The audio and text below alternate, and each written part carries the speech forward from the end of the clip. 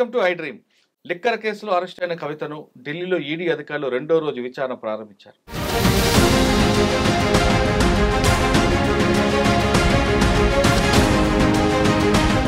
మొదటి రోజు విచారణలో ఆమె చాలా తక్కువ సమయం మాట్లాడినట్టుగా తెలుస్తుంది. కేవలం గంట సేపు మాత్రమే కవితతో మాట్లాడి ఈడీ అధికారులు సరైన సమాధానం రాబట్టలేదనే విషయం చాలా స్పష్టంగా తెలుస్తుంది. సాయంత్రం హరీష్ రావు, కేటీఆర్ వీళ్ళందరూ వెళ్ళి ఆమెతో కలిసిన తర్వాత కూడా ఆమెకు పూర్తిగా రెస్ట్ తీసుకున్నారు. ఈ రోజు ఉదయం మరొకసారి విచారణ ప్రారంభమైంది. విచారణలో ఆమె పూర్తిగా సహకరించలేని విషయాన్ని మనకి లోపల ఉన్న వాళ్ళు కొంతమంది చెప్తున్నారు. అయితే ఇందులో ఎంతవరకు వాస్తవం విషయాన్ని మాత్రం పూర్తిగా మనం చెప్పట్లేదు. కానీ మొదటి రోజు విచారణలో ఆమె ఎలా సహకరించింది, వాళ్ళు ఏ విధంగా ఎటువంటి ప్రశ్నలు వేసి ఉంటారు, ఒకవేళ విచారణలు సహకరించకపోతే ఏ విధంగా పరిణామాలు ఉంటాయి, అంతేకాకుండా ఈ రోజు జరిగే పరిణామాల్లో క్వశ్చన్స్ ఏముంటాయి, అంతేకాకుండా ఆమె భర్త అనిల్ కూడా ఈరోజు రమ్మన్నారు. అనిల్ ఒకవేళ విచారణకు హాజరైతే జరగబోయే పరిణామాలు ఏంటి, ఒకవేళ రాకపోతే ఈడీ అధికారులు ఏ విధంగా యాక్షన్ తీసుకుంటారనే విషయాలు మనతో మాట్లాడడానికి retired police officer doctor Sarvesh Reddy గారు ప్రస్తుతం ఉన్నారు. ఆయన అడిగి పూర్తి విషయాలు తీసుకుందాం. సార్ నమస్తే అండి. నమస్తే మురళి. సార్, కవిత కేసు మనం ఫాలో అవుతున్నాం ఫస్ట్ నుంచి. నిన్న ఆమెకు మొదటి విచారణ స్టార్ట్ అయింది. ఉదయం నుంచి కూడా ఆమెతో మాట్లాడుతున్న అధికారులు కేవలం ఒక గంట సేపు మాత్రమే మాట్లాడారు అనేది మనకు సమాచారం లోపలిది. అయితే ఆ గంట సేపులో కూడా కొన్ని ప్రశ్నలే వేశారు, ఎక్కువ వేయలేదు. ఉదయం నుంచి కూడా ఆమె ఖాళీగా కూర్చోపెట్టారు. ఒకటి, ఆ గంటలో కూడా వేసిన ప్రశ్నలకి ఆమె కేవలం I don't know, I forget, please give some time అంటే పొడి సమాధానం చెప్పడం వల్ల జరిగే పరిణామాలు అలా ఉంటాయి మనకి. అంటే ఇంటర్నల్ సోర్స్లో వచ్చే దీంట్లో గతంలో కవితకి ఆల్రెడీ విచారించారు.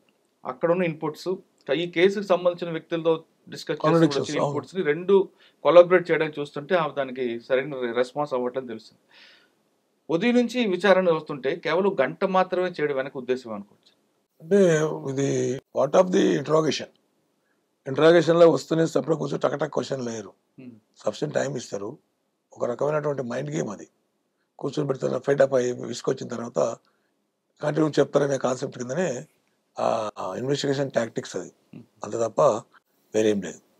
అది అంటే ఉదయం నుంచి కూర్చోబెట్టడం వల్ల విసుగు వస్తుంది, కరెక్టే. ఆ విసుగులో వాస్తవాలు బయటకు వస్తాయి అంతే. ఫెడప్ అవుతారు, ఆటోమేటిక్గా చెప్పేసి అయిపోతారు కాన్సెప్ట్ ఉంటారు. అటువంటి టాక్టిక్స్ అది పార్ట్ ఆఫ్ ద టాక్టిక్స్ అని నేను అనుకుంటున్నాను. కరెక్టే. కానీ అటువంటి ఎంఓ అందరి దగ్గర యూజ్ అవుతుంది కదా. కొంతమంది హ్యాబిచువల్ అఫెండర్స్ ఉంటారు, వాళ్ళు ఆల్రెడీ మైండ్తో ఫిక్స్ అయి ఉంటారు ఎంతసేపు అని కూర్చుందాం.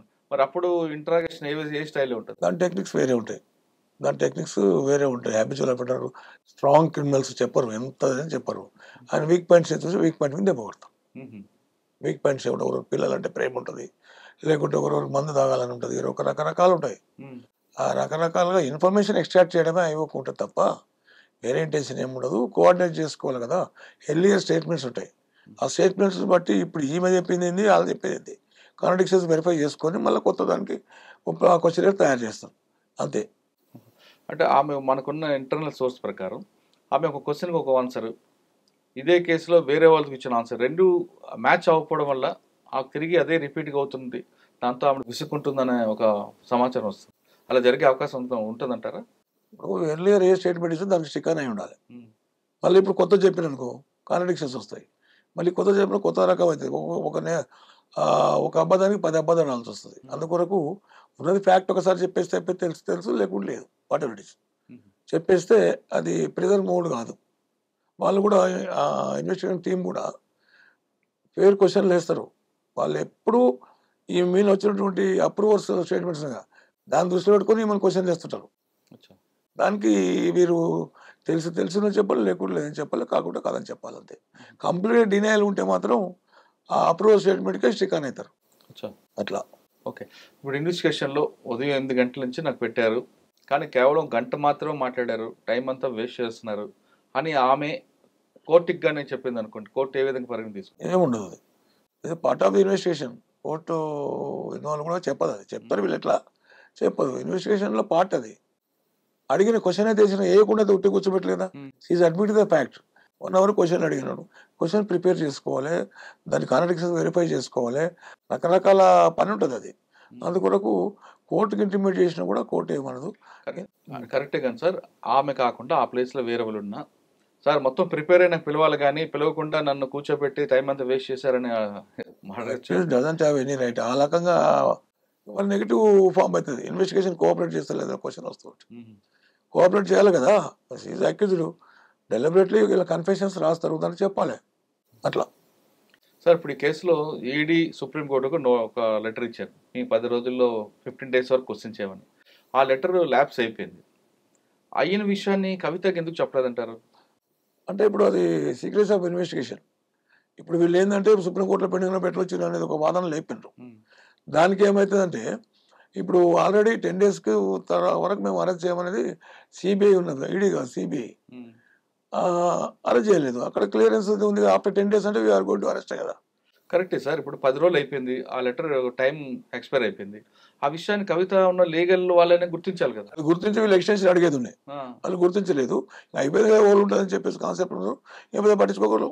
ఒక లల్ సిచ్యువేషన్ క్రియేట్ చేసాను, కామ్ అయిపోయింది అన్నట్టు. అంటే వాళ్ళకి దీంట్లో చాలా ఇన్వెస్టిగేషన్ ఉంటాయి కదా. ఒకటో స్టేట్లో లింక్ ఉంటుంది, ఇంకొక స్టేట్లో లింక్ ఉంటుంది. ఇవన్నీ ఇన్వెస్టిగేషన్ కలెక్ట్ చేసే వరకు టైం పడుతుంది. మ్యాక్సిమం ఇంత టైం అరెస్ట్ కింద పట్టినంటే అవన్నీ కలెక్ట్ చేయాలి, డాక్యుమెంట్ ఎవిడెన్స్ కలెక్ట్ చేయాలి, వేగంగా కాదు కదా.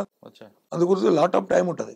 సార్ కేసులో మొత్తం అంతా కవిత చుట్టూ తిరుగుతుంది కనిపిస్తుంది. అవును, కీ రోల్ ఆమెదే కనిపిస్తుంది. 120 అక్కడే ఎక్కువ ఇంప్లిమెంట్ అవుతుంది. సౌత్ గ్రూప్ ఫోన్లు అన్ని కూడా ట్రాప్ చేయడం, ఫోన్లు డిస్ట్రాక్ట్ చేయడం అనేది కూడా మెయిన్ కనిపిస్తుంది కదా. ఇప్పుడు మొత్తం అన్ని కేసు అంతా ఈవిడ చుట్టూ తిప్పుతారా, లేదు ఈమెకు పార్ట్ చేసి మిగతా మన పిల్లే కానీ అభిషేక్ నామాల ఇవన్నీ తిప్పుతారా? ఈమె ఓన్లీ సౌత్ గ్రూప్కి వెళ్ళి ఈమె ఇన్వాల్వ్ అయింది, ఈమె పాలసీలో ఇన్వాల్వ్ అయింది. One of the policy maker అనే కాన్సెప్ట్ కింద వాళ్ళు ఇన్వెస్టిగేట్ చేస్తున్నారు. తెలుస్తుంది, మనకి క్లియర్ కనిపిస్తుంది. తర్వాత ఈ టెలిఫోన్ డిస్ట్రాక్ట్ చేసేంత మాత్రాన సర్వర్లో పోదు. లేటెస్ట్ టెక్నాలజీ చాలా వచ్చినాయి. 3 years వరకు కూడా వాళ్ళు they can dig out the information. అట్లప్పుడు తప్పించుకునే లేదు. ఇవి ఏం డిస్కషన్ చేసిన ఏం కదా అందుకు లేదు. ఎవరెక్కడ మూమెంట్స్ తెలుస్తాయి కదా, లొకేషన్స్, టవర్ లొకేషన్స్ తెలుస్తాయి. టవర్ లొకేషన్ బట్టి ఎవరెవరు ఈ సస్పెక్ట్ పర్సన్ టవర్ లొకేషన్స్ ఇవి కత్తిమేడంగా టవర్ లొకేషన్ చూస్తే అందరూ కొంతనే ఉన్నాడు, మేము ప్రెజ్యూమ్ ఇలా కలిసి ఉన్నాను. కానీ ఈ కేసులో ఈరోజు 2వ రోజు విచారణ ప్రారంభమైంది. నిన్నటిది ఇంట్లో బ్యాలెన్స్ అడగచ్చు, లేదా కొత్త క్వశ్చన్స్ మీరు అన్నట్లుగా ఆమె చెప్పే ఆన్సర్ బట్టి కూడా కొత్త క్వశ్చన్స్ రావచ్చు. చెప్పే ఆన్సర్ బట్టి కూడా కొత్త క్వశ్చన్ చేస్తారు. ఈ అన్ని ఈ జ్యుడిషియల్లో వీళ్ళు అప్రూవల్ మారిపోయింది కదా. 306 CrPC approval and tender of pardon అనే ఒక సెక్షన్ ఉంటుంది 306 సిఆర్పిసిలో. అప్రూవల్ స్టేట్మెంట్ ఇచ్చినాక దాన్ని జ్యుడిషియల్ తీసుకుంటుంది, 164 కింద కన్వర్ట్ అవుతుంది. Recorded by statement by the judicial కనుక అది అప్రూవల్ ఇచ్చినంత మాత్రం అప్రూవల్ ఇన్నోసెంట్ అనేది లేదు. అది సహకరిస్తున్నాడు జ్యుడిషియల్ చెప్పిండు వాస్తవం అని. ఏమైనా కైండ్ యాక్ట్ వస్తే టెండర్ ఆఫ్ పార్డన్ అని ఒకటి ఉంటుంది, క్షమించి వదిలిపెట్టండి, నిజం ఒప్పుకున్నాడు కనుక చెప్పిండు కదా. అవన్నీ అప్రూవల్ చాలా ఉన్నాయి మేడం అగ్నిస్ట్ గా. మరి house is going to depend అనేది $1,000,000 క్వశ్చన్. వాళ్ళ అడ్వకేట్స్ ఏం చెప్తారు అది. సరే, కేసులో ఆమె భర్త అనిల్ కూడా ఈ రోజు పిలిపిస్తున్నారు.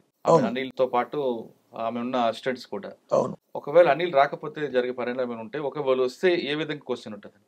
నోటీస్కు డెఫినెట్ రావాలి, నోటీస్కి రిప్లై ఇవ్వాలి. రాకపోతే అనే క్వశ్చన్ డస్ నాట్ అరైజ్. ఎందుకంటే ఇన్వెస్టిగేషన్ కదా, కోఆపరేట్ చేస్తున్నాడు. ఈయన కూడా కోయాక్స్ అని డైవర్ట్ ఉందో మరి ఏం తెలియదు, ఇన్వెస్టిగేషన్ ఏమైందో ఈయన రోజులు కూడా ఉందేమో పడి దాంట్లో. అందుకొరకు వాళ్ళు పిలుస్తారు, లేకుంటే ఎందుకు పిలుస్తారు అవసరం లేదు. పిలిచినా అవన్నీ ఎగ్జామ్ చేస్తారు, ఎవరెవరు వచ్చారు, ఎప్పుడు వచ్చారు, ఎప్పుడు కానీ పిల్లలు ఎంతమంది, అవన్నీ సెంటిమెంట్ క్రియేట్ రెచ్చగొడతారు. దాని తర్వాత ఫ్యాక్ట్స్ ఏమంటే బయటకు తీస్తారు. నిజం చెప్పు, నువ్వు వదిలిపెడతావు అనే కాన్సెప్ట్ కింద ఉంటుంది. ఒకవేళ చెప్పలేదు, డినైల్ అని అనుకో, అదర్ ఎవిడెన్స్ వీళ్ళ పేరు వచ్చి ఉంటుంది, అప్రూవల్ ఎవిడెన్స్లో వీళ్ళ పేరు వచ్చి ఉంటుంది, అనిల్ పేరు కూడా వచ్చి ఉంటుంది నేను అనుకుంటున్నాను, ప్రెజ్యూమ్. అట్లా వచ్చినప్పుడు మాత్రం ఈయన డినై చేసినట్టు ఈయన కూడా యాడ్ చేస్తారు అక్యూజ్ కింద. కానీ కొంతమంది మీలాంటి అధికారులు ఎమోషనల్ ఇంటరాక్షన్ చేస్తుంటారు. అంటే భార్య భర్తలు ఒకవేళ కేసులు ఎదుర్కొంటే ఒకరిని విడిచిపెట్టడానికి ఇంకొకరు కూడా ఎమోషనల్ చేస్తుంటారు. అటువంటి జరిగే అవకాశం ఉంటుంది. సేమ్ నాకు జరిగింది ఒక ఇంపార్టెంట్ మర్డర్ కేసులో. 18 మర్డర్ రెస్పాన్సిబుల్. ఎక్కడ? ఇక్కడ మన ఇబ్రాహిం గ్యాంగ్ అని తీసుకొచ్చాను అప్పుడు రాజధాని ఉన్నప్పుడు. అతను ఎంత ఇంటరాక్ట్ చేసినా ఎన్ని క్వశ్చన్స్ చెప్పడు. బాగా మళ్ళీ డ్రింక్ అలవాట్లేదు, ఏ అలవాట్లేదు, హార్డ్కోర్. ఆలోచిస్తే ఇంక సెంటిమెంట్, బాబు సెంటిమెంట్ ఉంది, భార్య బాబు. వాళ్ళు పిలిచినాక చూసి బాబు అరే నేను నేరం వాళ్ళ మీద చేస్తున్నా అది అని మా సెంటిమెంట్ క్వశ్చన్స్ చేస్తే అవసరం నేను చేసిన చెప్పేసి ఎట్లా మొత్తం చెప్పాడు. అట్లా ఈ అనిల్ విషయంలో కూడా జరగవచ్చు. సెంటిమెంట్ నేను తీసేస్తాము, నీ పిల్లలు ఇవన్నీ కష్టమైతే కదా బాబు, ఆమె ఎప్పుడు వస్తుందో ఏం కదా మీకు తెలియదు, నీవు ఉంటేనన్నా ఫ్యామిలీ చూసుకోవచ్చు, భవిష్య పిల్లలు కదని చెప్పి సెంటిమెంట్ రెచ్చగొడతారు. అప్పుడు అనిల్ ఏమైనా ఈల్డ్ అయితే స్టేట్మెంట్ రికార్డ్ చేస్తారు. లేదని ఇట్లే ఖచ్చితంగా నాకు తెలియదు, అది నేను రాను, అటెండ్ కాను అని మళ్ళీ అగే నీ అప్పు కోర్టు అన్నప్పుడు ఈ 164 మన అప్రూవల్ దాంట్లో చెప్పినట్లు నాకు అనుమానం వస్తుంది. అనిల్ పేరు కూడా వచ్చింది. అప్రూవల్ వచ్చింది. వచ్చినందుకే దాన్ని యాడ్ చేసి ఏం చెప్పకుండా తప్పించుకుంటే మాత్రం డెఫినెట్లీ అక్యూజ్ కింద ట్రీట్ చేస్తారు. Day after day one day is also పోక తప్పదు. సార్ అనిల్ వరకు ఓకే, పాపం అభం సొమ్ము తెలియని అసిస్టెంట్స్ కూడా ఇరుక్కుంటున్నారు కదండి. అసిస్టెంట్స్ ఎగ్జామ్ చేసి కొరాబరేట్ కింద తీసుకుంటారు. వచ్చిన రాలేదంటే వచ్చి పెద్ద పట్టించుకోరు. అసిస్టెంట్స్ అనేది వాళ్ళకి ఎవిడెన్స్ ఉన్నది. ఎక్కడ ఇంట్లో పని చేస్తుందే ఎవిడెన్స్. వచ్చిన పలాని పిల్లి వచ్చిన ఇంటికి, వాళ్ళ నాయర్ వచ్చిన ఇంటికి అంటే వాళ్ళ ఫోన్లు వాడినట్లుగా తెలుస్తుంది. వాటికి ఆటోమేటిక్గా వాళ్ళ విట్నెస్ సెట్ చేసి పర్ఫెక్ట్ 164 చేయిస్తారు. ఇప్పుడు ఏమొచ్చిందంటే ఈడీకి అందరూ ఎందుకు భయపడతారంటే ఒక టీంకి ఒకటే కేసు ఉంటుంది సంవత్సరాలు చాలా డీప్గా ఎగ్జామ్ చేస్తారు. ప్రతి మైన్యూట్గా కూడా వాళ్ళు ఎగ్జామ్ చేస్తారు. అది వాళ్ళకు ఉండే ఫెసిలిటీ. వేరే క్వశ్చన్ కమిట్ టు ల్యాండ్ ఆర్డర్కి వస్తే రోజు 10 కేసులు అవుతాయి. ఒకటి పోకముందు ఒకటి వస్తుంది, ఒకటి పోకపోతే కదా ఇన్వెస్టిగేషన్ చేయడం చేస్తారు. కానీ అంత ఈడీ లెవెల్లో సిబిఐ లెవెల్లో చేయడానికి సఫిషియెంట్ టైం ఉండదు లా అండ్ ఆర్డర్ వాళ్ళకు. అంతే చెప్పారు. అదే అంటే సాధారణంగా ఇంట్లో పని వాళ్ళ దగ్గర ఫోన్లతోనే కొంతమంది వివిఐపీలు మాట్లాడతారు. వాళ్ళ ఫోన్ పర్సనల్ ఫోన్లు మాట్లాడరు. మేడం అడిగింది ఒకసారి అడిగాడని చెప్పి అసిస్టెంట్ ఫోన్ ఇస్తాడు. ఆ ఫోన్లో ఆమె ఏం మాట్లాడుతున్న విషయం వాళ్ళకి తెలియదు. అవును, అది ఒక క్రైమ్ అయినప్పుడు ఆయన రెస్పాన్సిబిలిటీ అవుతాడు. అసిస్టెంట్ రెస్పాన్సిబుల్ కాడు. నేనే చెప్తున్నా కదా, సర్కమస్టెన్షియల్ విట్నెస్ కింద పెడతారు. నా ఫోన్ తీసుకొని మాట్లాడాడు, కథం. ఏం మాట్లాడారో నాకు తెలియదు. ఏం మాట్లాడో నాకు తెలియదు. నా ఫోన్ ఇచ్చిన యజమానితో పని చేస్తున్నా కనుక తప్పనిసరిగా నేను ఫోన్ ఇవ్వాల్సి వస్తుందా సార్? ఫోన్ ఇచ్చినా ఫోన్లోకి వెళ్ళి మాట్లాడి ఏం మాట్లాడకూడదు, ఆ పక్క రూమ్లో పోయి మాట్లాడని చెప్తారు. ఆటోమేటిక్గా సర్కమస్టెన్షియల్ విట్నెస్ కింద పెడతారు. అది సరిపోతుంది ఎవిడెన్స్గా. ఫోన్ తీసుకొని మాట్లాడాడు, ఆ ఫోన్ ఏం మాట్లాడేది వాళ్ళతో ఇన్ఫర్మేషన్ ఉంటుంది. లింకింగ్ ఇన్వెస్టిగేషన్ అంతా లింకింగ్, సర్కమస్టెన్షియల్ ఎవిడెన్స్ అంతా కూడా చైన్ లింక్ తెగితే పోతాయి. అందుకో చెదని కూడా బిగరపడతారు. లేకుంటే వీళ్ళు డిఫెన్స్ విట్నెస్ కింద ప్రొడ్యూస్ చేయొచ్చు. నేను ఫోన్ చేయలేదు, నాకు సంబంధం లేదు, ఎక్కడ ఉందో తెలియదు, అది ఎప్పుడో పోయిందని మళ్ళీ అని చెప్పడానికి ఛాన్స్ ఉంది డిఫెన్స్ విట్నెస్ కింద. అందుకో to avoid that defence witness కింద ఉండకుండా ఈ ఇంట్లో పనిచేసే పని మనుషులు కూడా ఎగ్జామ్ చేస్తారు. అట్లా వీళ్ళకి విట్నెస్ గా పెట్టుకుంటూ లింక్ చైన్ లింక్ ఉంటుంది investigation. Trip method, core method, wheel methods అని 3-4 మెథడ్స్ ఉంటాయి ఇన్వెస్టిగేషన్ టాక్టిక్స్ లో. దాని ప్రకారం వీళ్ళు trip method, core method, wheel method అన్ని యాంగిల్కి వెళ్ళి వచ్చి మధ్యలో వచ్చి ఫిక్స్అప్ చేస్తారు. అట్లా ఇది లెబోరస్ ఇన్వెస్టిగేషన్ ఉంటుంది. అందుగురించి ఇది డిఫెన్స్ విట్నెస్ ఫీచర్ వస్తుందేమో, ఇంట్లో పనిచేసే వాళ్ళు ఎందుకు ఎగ్జామ్ చేయలేదు. దాన్ని సీడీలో డిలీట్ చేయొచ్చు. సిడీస్ ఉంటాయి 172 సిఆర్పిసి ప్రకారం. ప్రతి డే టు డే రొటీన్ కొట్టడానికి సీడీ తప్పకుండా ఇన్వెస్టిగేషన్లో సీడీలో డిలీట్ చేస్తాం మేము. When I went to the house of the accused inmates, when he examined, they denied the fact. So, hence I did not record the statements. అని సీడీలో ఒక line రాస్తాం. కోర్టులో వాళ్ళు ప్రయోగం చెప్పి చెప్తాం. Already I mention in my CD ఎవరన్నా వాళ్ళు చెప్పినప్పుడు నేనేం చేస్తాను, డినే చేసిన చెప్తాం. అది డిఫెన్స్కి వస్తాం మాకు. అట్లా అడ్వాన్స్ డిలీట్ చేసి రాయొచ్చు. డిఫెన్స్ కి ఏమాత్రం అవకాశం లేకుండా వాళ్ళు ఫిక్స్అప్ చేస్తారు. డిఫెన్స్ దృష్టిలో పెట్టుకొని ఇన్వెస్టిగేషన్ చేయాలి, లేకుంటే కేసులు అయితే డిఫెన్స్ ఏం ప్రశ్నలు వేస్తాడు, ఏం ఆడతాడు అనేది అదొక పార్ట్ ఆఫ్ ది ఇన్వెస్టిగేషన్ తెలుసుకోవడం. డిఫెన్స్ ఇన్వెస్టిగేషన్ అట్లా. సార్ ఇవాళ రెండో రోజు అవుద్ది, 3, 4, 23 తారీఖు వరకు ఆమెకి కస్టడీ ఉంది. ఈ 7 రోజుల్లో అంత ఇన్పుట్స్ వస్తుంది సార్, అంత క్వశ్చన్లు ఉంటాయా లేదా మైండ్ గేమ్ అయినా? మైండ్ గేమ్ అంత కాదు. ఎందుకంటే చాలా మంది విట్నెస్ ఎగ్జామ్లు ఒకరినొకరిది 10-20 పేజీలు ఉంటాయి. అక్కడ అన్ని పాయింట్స్ అన్ని మెన్షన్ చేసుకుంటారు. దాన్ని ఒక క్వశ్చన్ అయితే తయారు చేస్తారు. ఒక క్వశ్చన్ అయితే ఈమె రికార్డ్ చేసిన ఈ కాంట్రడిక్షన్స్ ఇక్కడ చూసుకోవాలి. చూసుకుంటే పలానా కొత్త పేరు వచ్చింది అనుకో, 1 రోజు ఏదైనా ఎగ్జామ్ చేయాల్సి వస్తుంది. ఇదంతా చాలా టైం పడుతుంది. అట్లా అంటే ఒకవేళ 7 రోజులు సరిపోతే సరిపోదు మళ్ళీ వేస్తారు. సార్ ఈ కేసు అయిన తర్వాత 7 రోజులు సరిపోయింది అనుకోండి, కోర్టులో ప్రొడ్యూస్ చేస్తారు, కోర్టు రిమాండ్ ఇస్తుంది, జైలుకి పంపిస్తారు. ఆ జైల్లో ఉన్న టైంలోనే సిబిఐ వాళ్ళు కేసులో ఆల్రెడీ ఎక్యూజ్డ్ కాబట్టి వాళ్ళు మళ్ళీ కస్టడీ పెట్టి చేసుకుంటారు. వాళ్ళ దాంట్లో డైరెక్ట్ గా అరెస్ట్ చూపించేస్తారు. లేదు, కస్టడీ పెట్టి చేసుకొని మళ్ళీ వాళ్ళు ఇంటరాగేట్ చేస్తారు. ఇవ్వ కన్ఫెషన్ రాస్తారు. ఎవరో statement list another person statement is not admissible. 25 evidence అంటే చెప్తారు 25 చట్టం ఎవిడెన్స్ చట్టంలో. కానీ ఆల్రెడీ ఈడీ ఇన్ఫర్మేషన్ తీసుకుంది, కస్టడీ చేసుకుంది కదా, మనకి సిబిఐ అవసరం ఉంది. సిబిఐ క్రైమ్ పాయింట్ ఆఫ్ ఇది మనీ లాండరింగ్, డబ్బులు చేతులు మారినాయి, ఎట్లకెళ్ళి వచ్చింది, దాని సోర్స్ ఏంది, ఇన్కమ్ ట్యాక్స్ పేడా, వైటా, బ్లాకా, మొత్తం ఉంది సోర్స్ కింద ఇది ఎగ్జామ్ చేస్తాయి ఈడీ. అది వచ్చేసి క్రైమ్. దేశ భద్రతకు ముప్పు వాటిల్లే విధంగా ఆర్థికంగా దెబ్బ కొట్టడం, 174 కోట్లు వసూలు చేయలేకపోవడము, రకరకాలు ఉన్నాయి కదా. ఈ గ్రూప్ అనే కాన్స్పిరసీ అగైన్స్ స్టేట్ కంట్రీ కింద వస్తుంది, స్టేట్కి వస్తుంది. ఆ కాన్స్పిరసీలో భాగంగా వీళ్ళు ఎగ్జామ్ చేస్తారు. అదే 2 సపరేట్ ఇట్లా పోతుంటాయి. దీనిలో దాంట్లో తప్పించుకునే లేదు, దానికి సంబంధం లేదు. అది క్రైమ్, ఇది వచ్చి మనీ లాండరింగ్ అట్లా. సరే ఇదంతా ఫైనల్ గా చెప్పండి. ఇదంతా చూస్తుంటే కరుణానిధి కూతురు కనిమొళి కనిమొళిలో కేసు అవుతున్నట్టు. To the spectrum. ఉమ్, ఆమె 4 years ఉంది జైల్లో నాకు తెలిసి. Um, maybe correct, may not be correct. Till complete అయిన తర్వాతనే బయటకు వచ్చింది ఆమె, అందరూ రాలేదు. ఇది అక్విటల్ అయింది, క్లీన్ అక్విటల్ అయింది. అది ఉమ్. అయిన తర్వాత బయటకు వచ్చాడు కరుణానిధి. కానీ మన ఈయన రాజా రాజా వాడు, కనిమల వాడు, మన తెలుగు కూడా హైదరాబాద్కి అది స్టాంపుల కేసులో పోయిన వాళ్ళు ఉన్నారు కదా, ఆ, అది కూడా ఎన్ని ఏళ్ళు ఉన్నారు, కృష్ణ. ఇంకా పేర్లు ఎందుకు కలిసి ఉంటాయి. కానీ దాంట్లో కూడా 3-4 years దాకా రాలే. ఉమ్, అది శాంపుల్ కేసులో, అది సిబిఐ ఇన్వెస్టిగేషన్, ఉమ్, మళ్ళీ సిబిఐ ఇన్వెస్టిగేషన్ అట్లా. అందుకోసం it's not so easy to come out అనేది క్వశ్చన్. సరే ఇప్పుడు కేసు కవితతో ఆగిపోతుందా, ఇంక ముందుకెళ్ళే అవకాశం ఉంటుంది? కవిత ఇచ్చిన ఇన్ఫర్మేషన్ పడితే ముందుకు అవుతుంది, లేదంటే దేర్ ఇస్ ద మ్యాటర్. ఒక అప్రూవర్ ఆ స్టేట్మెంట్ అని చూసుకొని కోఆర్డినేట్ కోయిన్సైడ్ అయింది అనుకో, అక్కడ ఆపేసి ఛార్జ్షీట్ ఫైల్ చేస్తారు. ఛార్జ్షీట్ ఫైల్ చేసినా కూడా బెయిల్ ఇచ్చి వదిలిపెట్టద్దు, బెయిల్ వస్తే మళ్ళీ విట్నెసెస్ ట్యాంపర్ చేస్తారు అని ఒక పిటిషన్ ఇస్తారు వీళ్ళు. ఆ పిటిషన్ ఆధారం తీసుకొని కంటిన్యూ అవుతుంటుంది. ఉమ్, ఇప్పుడు అంత ఈజీ కాదు, నాట్ సో ఈజీ. 6 months అయితే as per my best of knowledge 6 months కన్నా లోన్ అయితే రాదు బెయిల్. ఎట్లా వస్తుంది మళ్ళీ? రానికి రాదు కదా, చాలా ఎవిడెన్స్ పెండింగ్ ఉంది కదా. వీళ్ళే 2-3 నెలలు చేస్తారు, అది రికార్డ్, ఇది రికార్డ్, అది రికార్డ్. సార్ ఫస్ట్ లోనే సహకరించి ఉంటే ప్రాబ్లం వచ్చేది కాదేమో కదా. నేను ఫస్ట్ నుంచి ఒకటే మాట చెప్తున్నా మళ్ళీ, సిబిఐ ఫస్ట్ నోటీస్ పంపినప్పుడు సెక్షన్ 6 కింద వచ్చింది. ఇప్పుడు ఈఎంఎల్ యాక్ట్ కింద, ఈ యాక్ట్ కింద సెకండరీది. ఫస్ట్ సిబిఐ ఎఫ్ఐఆర్ చేసింది, అప్పుడు నోటీస్ పంపారు, విట్నెస్ కింద పంపారు. దాన్ని బేస్ చేసుకొని మేడం గారు అక్కడ ఢిల్లీ హైకోర్టులో వేసుకొని not to arrest investigation can go on అని ఒక ఆర్డర్ తెచ్చుకోగలిగితే, ఇప్పుడు వీటిలో కూడా part of the same transaction 2 times arrest ఉండదు. ఆర్టికల్ 21 డబుల్ జిఏ పార్ట్ ఉండదు. అందు గురించి అది పనికొస్తున్నాయి ఈ యాక్ట్కు. అలాంటి దాంట్లో బెయిల్ వచ్చింది, దీంట్లో ఎందుకు అన్నట్టు బేస్ తీసుకొని వస్తుండే. మరి వాళ్ళ అడ్వైజర్ ఎట్లా సలహాలు ఇచ్చిండ్రో, మరి కథను ఎట్లా యాంటిసిపేట్ చేసిండ్రో వాళ్ళకే తెలియాలి, మనకు తెలియదు కదా. అంటే నాకు తెలిసిన ప్రొసీజర్ నేను చెప్తున్నా. సిబిఐ కేసులో బెయిల్ తెచ్చుకుని ఉంటే ఈ కేసులో అరెస్ట్ ఉండేది కాదు. అరెస్ట్ ఒకవేళ చేసినా కూడా already season bail court order ఉంటుంది. నాతో అరెస్ట్ కేసులో ఎందుకు అరెస్ట్ బెయిల్ తీసుకోలేదు? అంతే కదా, నేను 61 కింద వచ్చినప్పుడు టక్కగా తీసుకుంటే అయిపోతుండే. మరి ఎందుకంటే బెయిల్ అంటే బెయిల్ కాదు, not to arrest investigation gone, arrest వస్తుంటాయి. మరి అది కూడా ఎందుకు వీళ్ళకి ఆలోచన లేదా, లేదా ఓవర్ కాన్ఫిడెన్స్? ఏమో వాళ్ళ లీగల్ అథారిటీ ఏ విధంగా ఆలోచించిందో వాళ్ళకే తెలియదు. అంటే ఆవిడ కంటెంట్ ఎప్పుడు కూడా నేను తప్పు చేయలేదు, ఇదంతా పొలిటికల్ కేసు అంటున్నది కదా ఆవిడ. అవును, king can do no wrong అనే బ్రిటిష్లో ప్రావర్బ్ ఉంది. రాజు తప్పు చేయడు, కానీ తప్పు చేస్తాడు. చేసేందుకు వచ్చింది, ఇన్వెస్టిగేషన్ ఎందుకు వస్తుంది? రాదు కదా. ఇప్పుడు ఇన్వెస్టిగేషన్ మీరున్నారు, నేనున్నాను, ప్రాసిక్యూట్ చేసుకుంటాను కాదు అట్లా.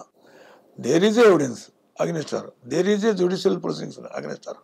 ఇవన్నీ ఉన్నప్పుడు మరి వాళ్ళు అట్లా ఆలోచించకుండా ఉండేది. నేను చెప్పేది ఫస్ట్ నుంచి చెప్తున్నా. 61 ఎప్పుడు 5 నోట్స్లో వస్తుండే, అది లడ్డులాగా దొరికట్లే. కోర్టు కూడా ఆలోచిస్తుంది కదా, అరే విట్నెస్ను అరెస్ట్ యాంటిసిపేట్ చేస్తుంది కదా, కోఆపరేట్ చేస్తుంటుంది. Arrest is not the mandatory అని కూడా సిఆర్పిసి ఉంది. తప్పకుండా అరెస్ట్ చేయాల్సిన అవసరం లేదనేది కూడా ఒక ప్రొవిజన్, మ్యాండేటరీ కాదనేది ఉంది. ఎందుకంటే అరెస్ట్లో లిబర్టీ రెస్ట్రైన్ అవుతుంది, ఫండమెంటల్ రైట్స్ హర్ట్ అవుతాయి, ఇవన్నీ ఉంటాయి. అందుకొరకు కన్ఫైన్మెంట్ వస్తుంది. ఇవన్నిటికి against arrest is not mandatory అని కొన్ని సందర్భాల్లో సుప్రీంకోర్టు కూడా జడ్జిమెంట్స్ ఇచ్చింది. ఆ అవకాశాన్ని మేడం గారు ఉపయోగించుకునేది ఉండే అనేది నా అభిప్రాయం. మీరంటూ ఉపయోగించుకోలేదంటే మళ్ళీ వాళ్ళ లీగల్ అడ్వైస్ ఎట్లా ఇచ్చిండ్రో మరి కథలు. మీరంటూ నేనేం తప్పు చేయలేదు, నాకేం అవసరం ఉందనే ఫీలింగ్లో ఉన్నట్లుంది. ఎఫ్ఐఆర్ నా పేరు లేదు కదా, వయసుడే అనే ఆలోచన కూడా వచ్చి ఉంటుంది. ఎఫ్ఐఆర్లో నేను చెప్పేది అదే, విట్నెస్ స్టేట్మెంట్ వస్తే ఈమెను అక్యూజ్డ్ యాడ్ చేయమని 216 సిఆర్పిసి కింద లెటర్ ఇస్తారు, అక్యూజ్డ్ యాడ్ అవుతుంది. ఎఫ్ఐఆర్ ఉన్న కూడా తీసేయచ్చు, లేని కలపచ్చు. ఎఫ్ఐఆర్ అనేది ప్రాథమిక సమాచారం, ఫస్ట్ ఇన్ఫర్మేషన్ రిపోర్టు 154 సిఆర్పిసి ప్రకారం. 157 సిఆర్పిసిలో ఇన్వెస్టిగేషన్ స్టార్ట్ అవుతాయి. ఇన్వెస్టిగేషన్ ఇవన్నీ వస్తుంటాయి, ఉంచాలన్నా తీయాలన్నా, ఎవిడెన్స్ ఏం చెప్తుంది అనేది అవి ఒక రైట్. అది సార్ ఒకసారి మనం వెనక్కి వెళ్తే కేటీఆర్ గారు చెప్తున్నారు ట్రాన్స్జెండర్ వారెంట్ కావాలి, ఉండాల్సిందే, అరెస్ట్ చేయకూడదు, కేవలం 30 కిలోమీటర్లు మాత్రమే అనేది దానికి బోర్డర్ ఉందా? ఏం లేదు, మరి ఆయన ఏం చదివినా మళ్ళీ ఎవరు చెప్పినా కానీ transit warrant provision is different. 24 hours produce చేయాలి. అంతే. ఆ కానీ ప్రొడ్యూస్ ఆయన చేయాలని ఏమంటారంటే 30 గంటలు మాత్రమే ఉండాలంటారు. They are approaching supreme court. Let wait what supreme court to give the verdict అనేది ఆ ప్రొవిజన్ ఉందండి 30 ఉండదండి. 24 hours లోపల ఆర్టికల్ 21 అని చెప్తుంది కాన్స్టిట్యూషన్. మీరు ఒక వ్యక్తిని కస్టడీలో తీసుకున్నా అరెస్ట్ చేసినా 24 hours లో కన్సర్న్ జ్యుడిషియల్ ముందర ప్రొడ్యూస్ చేయాలి. అవును సార్, అదే సుప్రీం కోర్ట్ గైడ్ లైన్స్ ఉంది. అవును. కానీ 30 గంటలు మాత్రమే ఇక్కడ ఉందా అంటున్నా. 30 లేదు. కిలోమీటర్లు, లేదు లేదు లేదు 30 కిలోమీటర్ దూరం దాటితే ట్రాన్సిట్ వారెంట్ ఉండాలని ఉందా? ఇంకేమో నాకైతే మరి అంటే ఆయన ఇంటి నుంచి ఎయిర్పోర్ట్ కి 30 కిలోమీటర్లు అవుతుంది కదా. నాకున్న నాలెడ్జ్ ప్రకారం అయితే అది కరెక్ట్ కాదు, లేదనుకుంటున్నా. మరి వాళ్ళకి ఎక్కడైనా వేరే ఏమైనా దాంట్లో దొరికిందో అది మేము ఆ చేయడం. విధంగా అనుకుంటే కవిత గారి ఇంటి నుంచి ఎయిర్పోర్ట్ కి 30 కిలోమీటర్లు వస్తుంది కదా. అవును. ఇప్పుడు ఒక ఇన్వెస్టిగేషన్ ఏజెన్సీ ఒక రెప్యుటేటెడ్ పర్సన్స్ అరెస్ట్ చేస్తుంటే they will take all precautions. అంటే మీతో తీసుకోవద్దని అలా కూడా తీసుకుంటారు, కానీ కొంచెం లీనియంట్ ఉండొచ్చు. ఈ స్ట్రాంగ్ పర్సన్స్, లా నోయింగ్ పర్సన్స్ను, వెల్ బ్యాక్గ్రౌండ్ పర్సన్స్ను అరెస్ట్ చేసేటప్పుడు every precaution they will take. Precaution తీసుకోకుండా చేయరు. ఆ ట్రాన్సిట్ వారెంట్లు అట్లా ఉంటే మళ్ళీ they can challenge, every power to challenge. ఈయన సుప్రీంకోర్టులో ఛాలెంజ్ చేయొచ్చు కదా, ఆర్టికల్ 32 కింద అట్లా పిల్ల చేయొచ్చు, ఛాలెంజ్ చేయొచ్చు, లేకుంటే కన్సర్న్ కోర్టులు వేయచ్చు, అన్నీ ఉన్నాయి. రకరకాల లీగల్ ప్రొవిజన్స్ ఉన్నాయి, రెమెడీస్ ఉన్నాయి. ఒకవేళ అది తప్పు అంటే మాత్రం డెఫినెట్లీ సివిల్ గెట్ బెయిల్. రెండో రోజు విచారణలో కవిత ఏం చెప్తారనే అంశంపైనే 3, 4, 5, 23వ తారీఖు వరకు ఉంటాయంటున్నారు సర్వేశ్వరరెడ్డి గారు. ఆమె గతంలో విచారించిన సమయంలో ఇచ్చిన సమాధానం, అదేవిధంగా ఆ కేసులో అప్రూవ్గా మారని ఇచ్చిన వాళ్ళ సమాచారం రెండు కలుపుతారు. ఒకవేళ అక్కడ ఏం తేడా వస్తే మరో కొత్త వ్యక్తిని పిలుస్తారని చెప్తున్నారు. ఒకవేళ ఈ కేసులో ఆ కవిత భర్త అనిల్ రాకపోతే దీని పరిణామాలు మరొక రకంగా మారే అవకాశం ఉంటుందంటూ చెప్తున్నారు. ఇది కవిత అరెస్టుపై సర్వేశ్వరరెడ్డి గారి విశ్లేషణ. మరో అంశాల్లో మళ్ళీ కలుద్దాం. అంతవరకు నమస్తే. Thank you. నమస్తే.